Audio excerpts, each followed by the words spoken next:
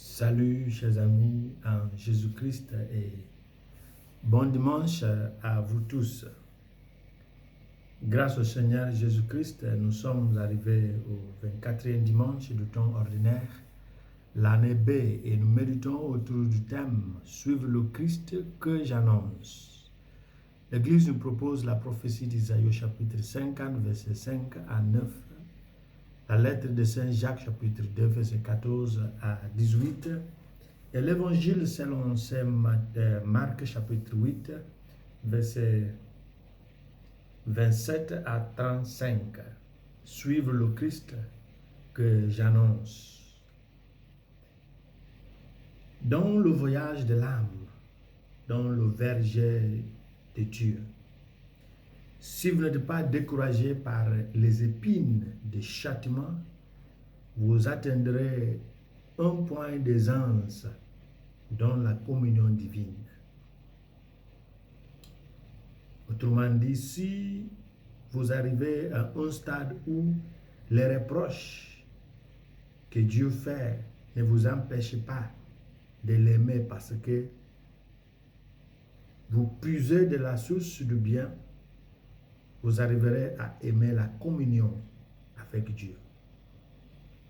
L'annonce de Jésus comme le Christ ou le Fils de Dieu est une réalité théorique qui est un pas vers la suite de Jésus, mais qui n'est pas égale à la suite de Jésus lui-même et à ses enseignements. Par cette analogie, il devient important de noter que nous pouvons annoncer ou prêcher Jésus sans le suivre. Et c'est pourquoi Jésus nous pose une question aujourd'hui. Pour vous, qui suis-je? Le témoignage des autres n'intéresse plus Jésus. Il veut savoir qui il est à travers ce que nous répondons. Selon, d'après vous, qui suis-je? Il arrive dans le cheminement avec le Christ qui s'intéresse à savoir ce que ses disciples et ce que nous pensons de lui.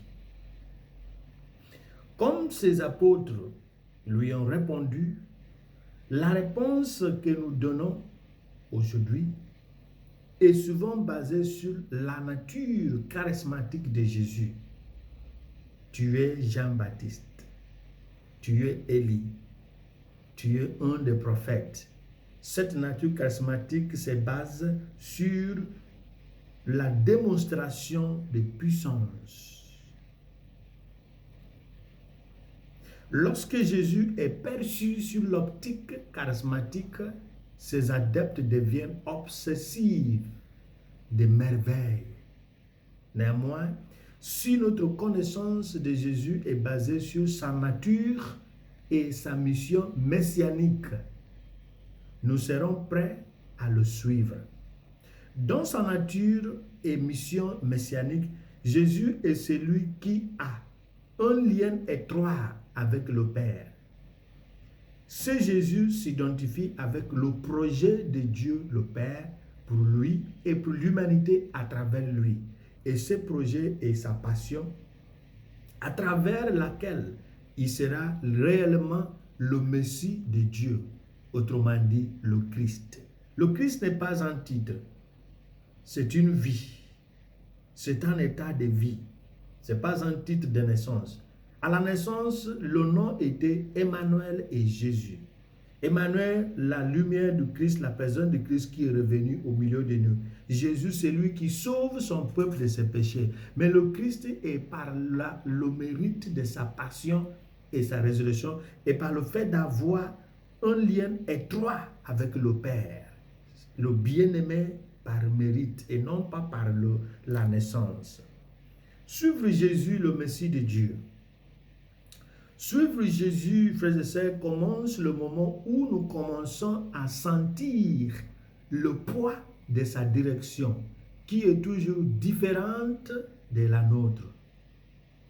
Suivre Jésus commence le moment où nous commençons à avoir un lien étroit avec Dieu dans la prière, pas comme un devoir, parce qu'il y a quelqu'un qui veille sur nous si nous prions ou pas, mais comme une vie, comme un mode de vie choisi et non imposé. Mais des fois, nous commençons la vie de prière comme devoir pour apprendre. Mais si nous restons dans une prière comme devoir, il n'y a pas la croissance, pas de croissance spirituelle.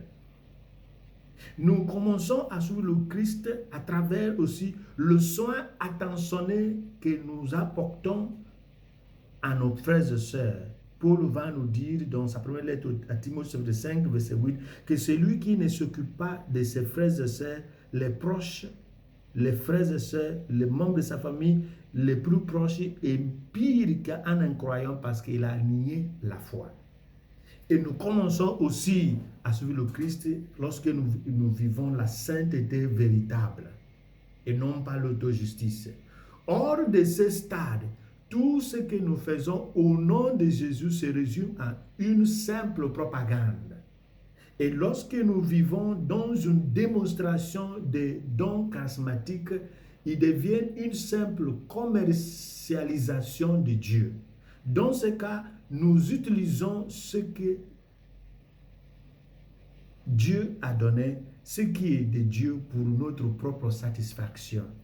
Alors, une vie dite vie chrétienne qui ne porte aucun poids au nom de Jésus n'est pas chrétien. Si vous êtes chrétien à la suite de Jésus sans votre croix, vous n'êtes pas à la suite de Jésus parce que vous ne portez rien pour le suivre. Car Jésus a dit, si quelqu'un veut marcher à ma suite, qu'il renonce à lui-même, qu'il prenne sa croix et qu'il me suive. Celui qui suit le Christ même vide n'est pas à la suite de Jésus. Et il faut savoir que la croix n'est pas simplement la souffrance, mais ce que nous vivons selon ce qu'il nous dit.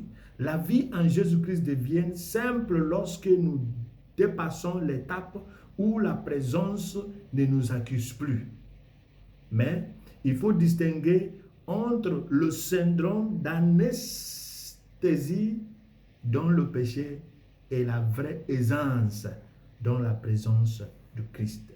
Qui nous bénisse et qui nous fasse grâce de découvrir qui il est et pour le suivre selon sa nature et sa mission messianique et non pas selon sa nature charismatique. Lorsque nous suivons le Christ par la connaissance de sa nature et mission messianique, sa nature charismatique devient une suite logique.